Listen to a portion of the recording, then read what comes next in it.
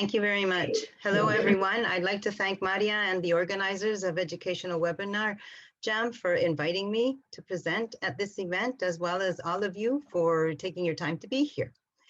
First of all, the title, Mediation, Making Invisible Meaning Visible, as beautiful as it sounds, is not mine. This was mentioned by Enrica Picardo and Brian North, who are the true experts in mediation, at a webinar not long ago.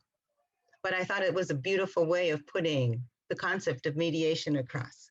So the areas I would like to cover today are introduce the concept of mediation and how it has evolved from 2001 in the Common European Framework to 2018 in the companion volume.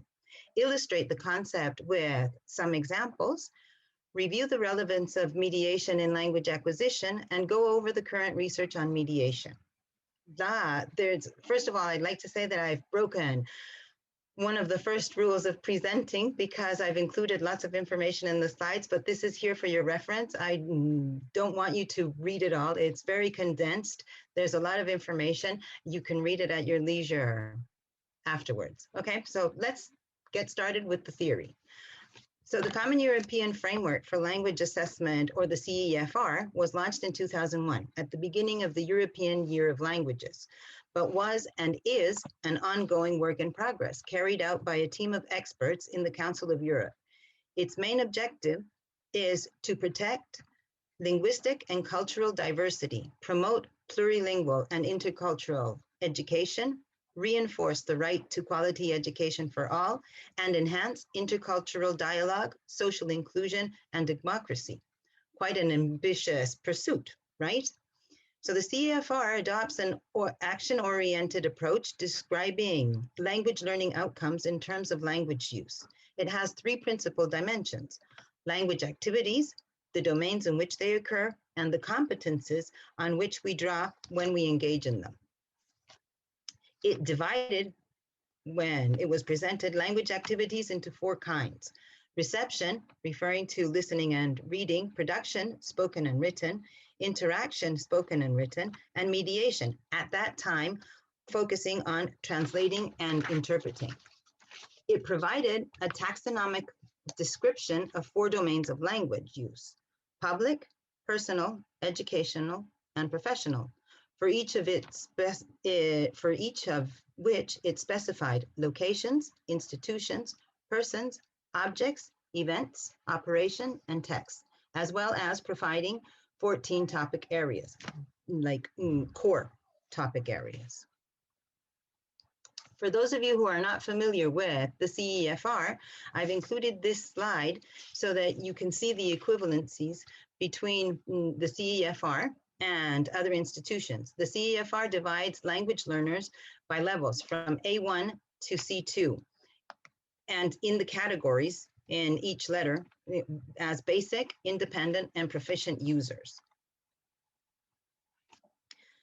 So what sort of institution am I working at right now? It's called an Official School of Languages, EOI, the abbreviation of the Spanish. It's a government-funded language school, which is out of the mainstream educational circuit. It's a cross between a specialized training center and a university course, which offers certification in languages that not only certifies the level of language like Cambridge, Trinity, IELTS, and TOEFL, and so forth, but also provides points for the professionals that do the courses, transfer points, promotion, and so on.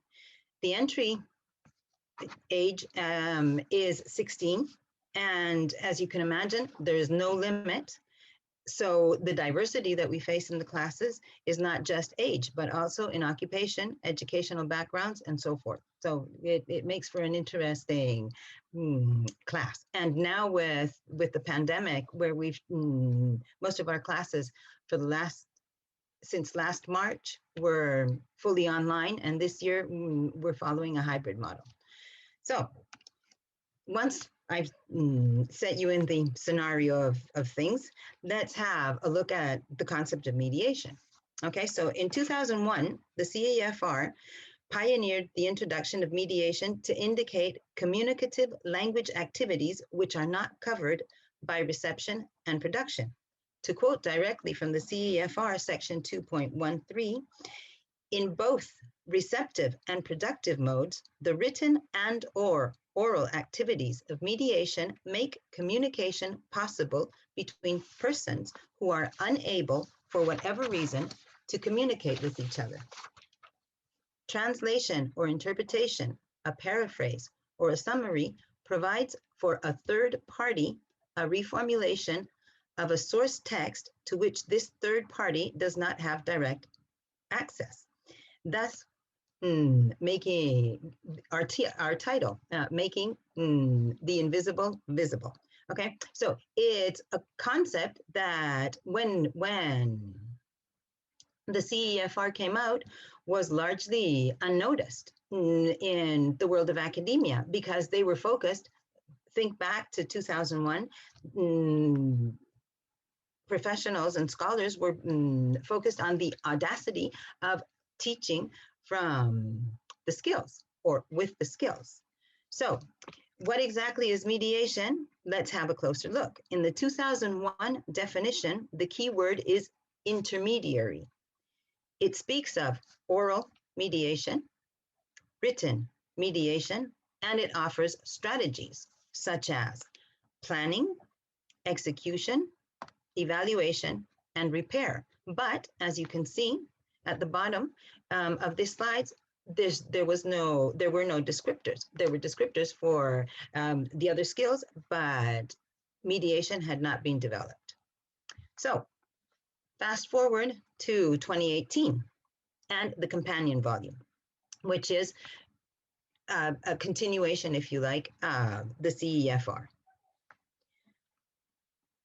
The companion volume highlights descriptors that weren't in the 2001 version.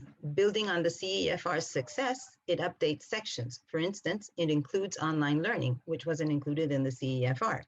But in particular, it develops the mediation descriptors in great detail. And they have a broader application, particularly in relation to the teaching and learning of languages across the curriculum, including the language of schooling. Okay, if you have a look at the descriptors, here you have like the personal. Okay, so when you're mediating a text, you have personal, public, occupational, and educational. And as you can see on the left, you have the different levels. So the descriptors were no longer centered on secondary school learners or adult learners, but rather had a broader range. The personal, public, educational, and occupational spheres, as I mentioned before. The companion volume follows the original in dividing in activities and strategies. The activities including mediating a text, mediating concepts, mediating communication, while the strategies would include explaining a new concept or simplifying a text.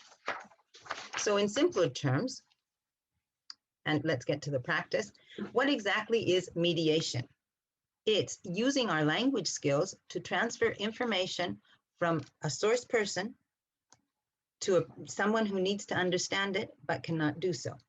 The example I like to use is, for instance, in training courses, in international training courses, imagine that you're set an objective and you're to create a project on something, and then you have to prepare a presentation afterwards. Well, imagine that you find a source in a language that you're proficient in, but the other components of your team do not share that language. So you would translate this information from the language, but it's not just translating the information. You have to adapt that information. You're probably going to have to summarize it. You're going to have to take notes. You're going to have to paraphrase, identify main ideas, the ones that are relevant for the task at hand. In other words, you're going to make the content digestible for the other people in your team. All right, this is an example of writing descriptors. Okay, so I've chosen charts and graphs and included this list of descriptors to exemplify the different abilities that are required at the different levels. In general, as you move up the scale, the more cognitively and linguistically demanding the process described by the descriptor. The greater the variety of text types, the higher the degree of complexity of the text, the greater the abstractness of the topics, and the more sophisticated the vocabulary. As you can see as well, not all levels have descriptors for all tasks, namely in these descriptors in particular, because interpreting a graph, a chart, or a table are quite difficult for beginners. So I've included 3 different tasks at 3 different levels. This first task is C2. And as you can see,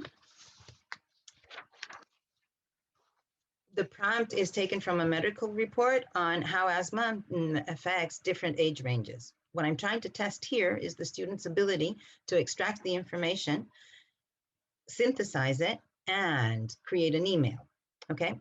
In our exams at our level, the prompts are not to exceed more than 200 words. As you can see, there's a lot of information, but the information that you are to read or to digest or transfer is no more than 200 words. The time to create the mediation task or reformulate the information that you have been given is 30 to 45 minutes, depending on the different levels. And the word limit that you have is 50 to 80. As you can imagine, creating from 200 words when it's a text, a new text, and reformulating that information makes it very difficult because students have to know exactly the precise information that has to be transferred from the information that they have given. So strategies such as note-taking, summarizing, and extracting fundamental information are going to be key strategies that the students are going to have to develop. In the C1 task, it's a little bit easier, as you can tell from the vocabulary. Oh, and by the way, all of the links, all of the sources are linked to the original, so you can go to the original infographic if needed. So in the C1 writing task, you have a comparison of digital versus traditional ways of obtaining information. The focus in this task is on the student's ability to reformulate, summarize, and paraphrase the information contained in the 4 blocks of information. Of course, the vocabulary here is more familiar and not as difficult as the C2 medical information. In this B2 task, the students are asked to compare digital versus traditional ways of obtaining information. Again, the context and the vocabulary is progressively less difficult as we move from a higher level to another. In this task, they have to summarize information that is contained in a table. So they have to reformulate the relevant information, choosing the highest, lowest, and average figures. I'm going to move on because I've included a set, well, 2 activities for speaking as well, because mediation is not just writing, although our exams at present are only written, but in the future, we're thinking that they will also be audio and visual tasks, and they will have to reproduce the information speaking. The thing is that right now we don't have the resources, and because of the pandemic and not being able to have many people together, right now we're focused on the written aspects. So this descriptors are graded, and in these examples, there are descriptors for lower levels. I've chosen B1 and A1 to exemplify the task. In this B1 task, there is a short presentation in which the students need to summarize the information and rephrase it in such a way that they're going to convince their partners to decide on their suggestion. In the next task, as you can see, it's very simple. This is an A1 task in which they have information in their L1, which in this case is Spanish, and they simply have to translate the information and give it to the person that needs the information to fill out the document. So this leads us to 2 questions. First of all, what is the difference between types of mediation and mediation strategies? Well, mediation types would be the areas in which we mediate: textual, conceptual, or communicative, while the mediation strategies would be the ways in which a particular sub-area of meaning and function is structured and expressed in order to enlighten a person who doesn't understand a text, concept, or communication. The second one, why is mediation relevant for our language learning students? Well, namely because it covers a series of tasks that we usually do in our classes and when learning a language, but they're now focused under a skill and they're developed as a skill. Summarizing, paraphrasing, note-taking, reformulation and reprocessing of text, interpreting cultural phenomenon, problem solving and conflict resolution, and of course, translation, which brings up another question. And that is the age-old discussion of what to include or not to include in classrooms. In other words, grammar yes, grammar no, translation yes, translation no. So in a nutshell, these strategies are what makes mediation such a useful tool, such a useful tool for our students. And finally, I'm almost done. What is the current state of affairs with regards to research on mediation? Well, Brian North and Enrica Picardo are currently the experts, and their teams are working on refreshing and updating the companion volume. As a matter of fact, the original appeared in 2018, and now there is a 2020 version already. These documents are alive, like language itself, and therefore are being constantly updated. As a matter of fact, the descriptors were submitted to international scrutiny, and the companion volume is a result of that process of research and investigation. There are several institutions that are also studying the concept of mediation and its effect on language acquisition. For instance, the Electronic Platform for Adult Learning in Europe, EPAL, Mediation in Language Learning and Teaching. This is an Erasmus project which is going on in the Council of Europe. The European Center for Modern Languages has several ongoing projects. And of course, the Council of Europe also has various projects. There are periodic webinars which represent the state of affairs, and you can access them by following, like I said before, the live links. This is a young and developing field, as you can see. So I encourage you, if you're planning on doing a PhD soon and you haven't decided on exactly what you want to do, this concept has only been out there for 3 years. So any of the fields of testing, classroom practice, efficacy in language acquisition, and so forth are interesting fields that you might want to, or I encourage you to have a look at. Before concluding, I'd like to mention that I have included 3 slides. This is our Moodle platform, where although the instructions or the information is in Spanish, when you click on the different levels, you'll see that all of the information is in English, and the different levels, there are 24 lessons per level, and therefore 24 mediation activities, as well as a database with mediation activities from former years.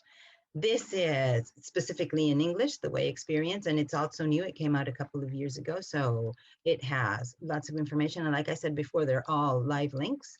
And finally, one of my colleagues, I'm not promoting her, but she has lots of information and lots of activities at different levels. But I guess I am promoting her. But you'll see that her activities are, her tasks and her mediation activities are very engaging for students. Finally, and with this I'm coming to the end, I've included the references that I've used to prepare this presentation, as well as online references. And I hope that I've clarified the concept of mediation, as well as provided some useful insights and tasks. Thank you once again for attending. And if you have any questions, please go ahead.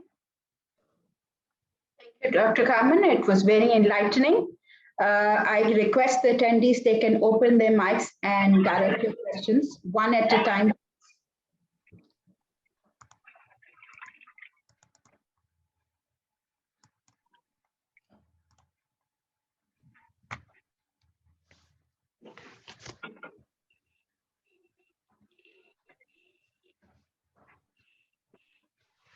Dr. Carmen, someone is requesting for your email.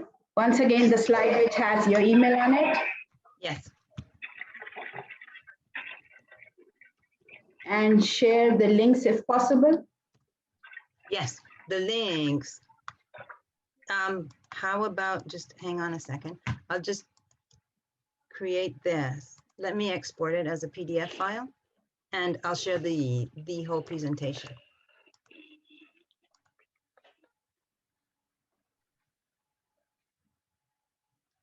Hi, could I just say thank you very much for the presentation. Really enjoyed it. Could I ask, how far do you think the construct of mediation is addressed in the main international assessments like IELTS and TOEFL and Pearson? That's an excellent question. I don't know if IELTS has included it. I do know that the Cambridge online, the Cambridge exams, I believe, have included it, but I couldn't really tell you because I haven't. I'm working in the Spanish context, and I'm also working with a specific institution. I do know that across Spain, our institution isn't homogenous, if you like, in the way that it tests, because there are some schools that are testing mediation orally, and there are other schools that are still testing it in writing. We think that, or I want to think that that's because we don't have the means, because our schools are large and we have too many students, and it's easier to test it in writing. I should imagine that sooner or later, all of the international institutions will include mediation. I know that National Geographic Learning, for instance, has included mediation in its textbook. Pearson, I believe, as well, Macmillan. I know that for several years in Greece, they have been testing mediation, but only as translation, which brings up or opens up like an entirely different kettle of fish, right? Because theoretically or traditionally, we were not supposed to use translation. We were supposed to focus on the language that we were teaching. So I don't know if I've answered your question. Sorry. Yeah, thank you. It was a really, it's opened up some really interesting avenues, I think. And yeah, thank you very much for that. We have one question, Dr. Carmen. Can you please elaborate on how you check consistency in use of evaluation in mediation? We have rubrics, and they're very detailed. As a matter of fact, just hang on, because I've been correcting some mediation activities, and I might have them. I might have it here. It's the degree to which they carry out the task, whether or not they use mediation strategies, and then of course the variety of language that they use and the correctness of the language, because of course it's not just the mediation activity that we're evaluating. It's also the language. They're related. Does that answer your question? Thank you so much, looks like. Do we have any more questions for Dr. Carmen? Hi. I'm Elena. Carmen, hi, how are you? Hi, Elena, how are you? How are This you? is the colleague from Spain. Yeah, I have a question. Excellent presentation, by the way. I've got a question. Thank you. You said that the BPLL and the other links, the other institutions that you referenced, that people can research on this topic. So how can this be done for a person who wants to learn more? Which areas of research are available for people who want to venture and learn more about mediation? MILAT is on LinkedIn, and they have their own, because when you participate in an Erasmus project, you have to divulge it as much as possible. So you usually use all of the social media. So the Millat Erasmus project is online, and you can contact them. They're very, very, very helpful, and they welcome people that ask questions, would like to share activities. Last year, our school had a school project called Comunica, and we got in touch with them, and we shared our blog that we created specifically for this project, and that included mediation activities. EPAL, for instance, the European Platform for Adult Learning, you can join. It's free. You can join, and you can participate in all of the webinars that take place, as well as the Language Center in Graz. The usual means of communication is you send them an email, you tell them that you're interested in the aspect, whatever aspect of mediation, either mediation as a whole or written or spoken, and they're very helpful. They usually, all of them, get in touch with you and will offer you information. All right, thanks a lot, Carmen. Thanks. Welcome. Thank you so much, Dr. Carmen. It was very enlightening. Thank you once again for having me. We are getting good comments for you, very interesting information and interesting research. All the attendees are commenting in the chat box. If you don't have any other further questions, please let me know. Feel free to get in touch with me. I've included my email, and it's also included in the presentation. So feel free to get in touch with me. I did, I believe I included the PDF, right? Yes, you did. The PDF. Yes, yes, you did. So all of the information is there, including my Twitter and so forth. Thank you so much, Dr. Carmen. Thank you very much. It was a pleasure having you as a keynote speaker for this conference. We appreciate your time and commitment with us. It was very enlightening.